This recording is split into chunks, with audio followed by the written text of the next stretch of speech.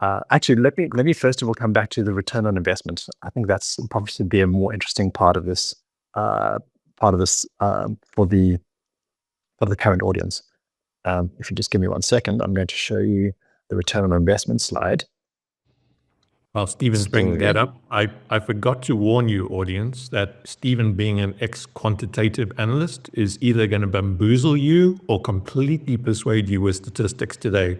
So please note that none of them are filtered by us, and they are completely made up by Stephen as he goes along. Thank you. Thank you for the compliment, I think. So I've tried to blank out some of the extraneous, confusing details on this particular set of financials. It's not for confidentiality purposes, because if anybody's interested, we can have a follow-up call and we can take you through these kind of details. But really what I wanted to highlight here in the remaining text is that there are 500 call center staff, of which 200 are involved in these screening and secondary referral calls. They have a mean wage of about £28,000. And so the bill is about £5,000 per year for this group of staff. And they're supposed to do for the healthcare 100,000, but for the others, another 80,000 calls. So it's nearly 200,000 calls. And the revenue that they get for the pickup is £500 per revenue that they pick up. That's not only from the initial screen, which can be quite quick, but it can also be from extended screens and all of the follow-up consultations, which come from this. And even if we do a conservative projection, which is validated internally by the healthcare providers group, the compliance rate goes from 60% to 85%. So we are more than halving, just over halving the non-compliance fraction of this.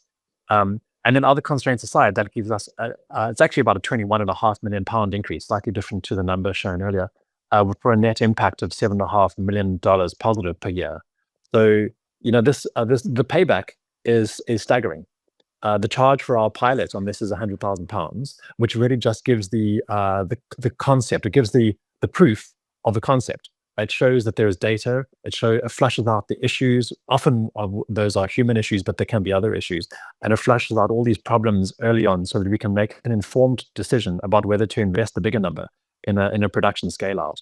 But the important thing is the speed and the cost are manageable and tolerable. And even if there is a negative result, nobody has put their career on the line for some fanciful AI whimsical idea that's then going to fail in practice. This is a measured and a managed and a responsible way for rolling out a piece of AI, and we need to do that. I mean, our preferred method is of deployment is incremental, and that extends over a number of dimensions. I mean, one is like the size, but then also in terms of the risk absorption of the AI, it has to be an incremental risk absorption.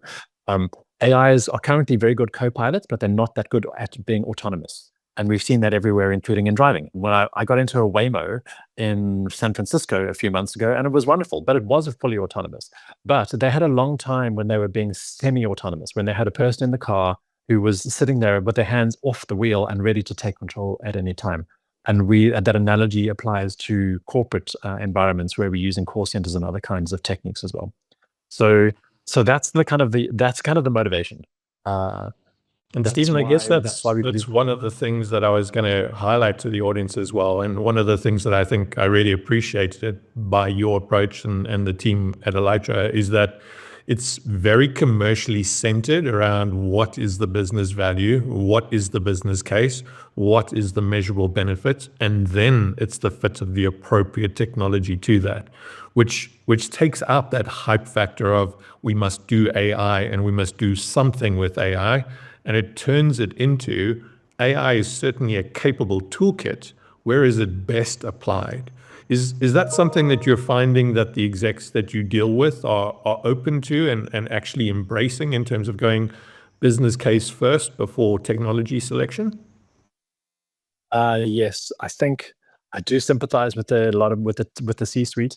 They're under an enormous amount of pressure because there's this fire hose of information which is coming at them that, AI is wonderful. It's going to change the world. It's going to have like a transformative impact across your organization and across industries.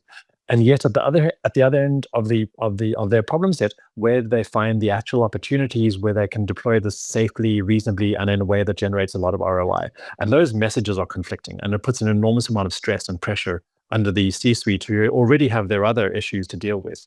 There are other normal problems. So I do sympathize with that.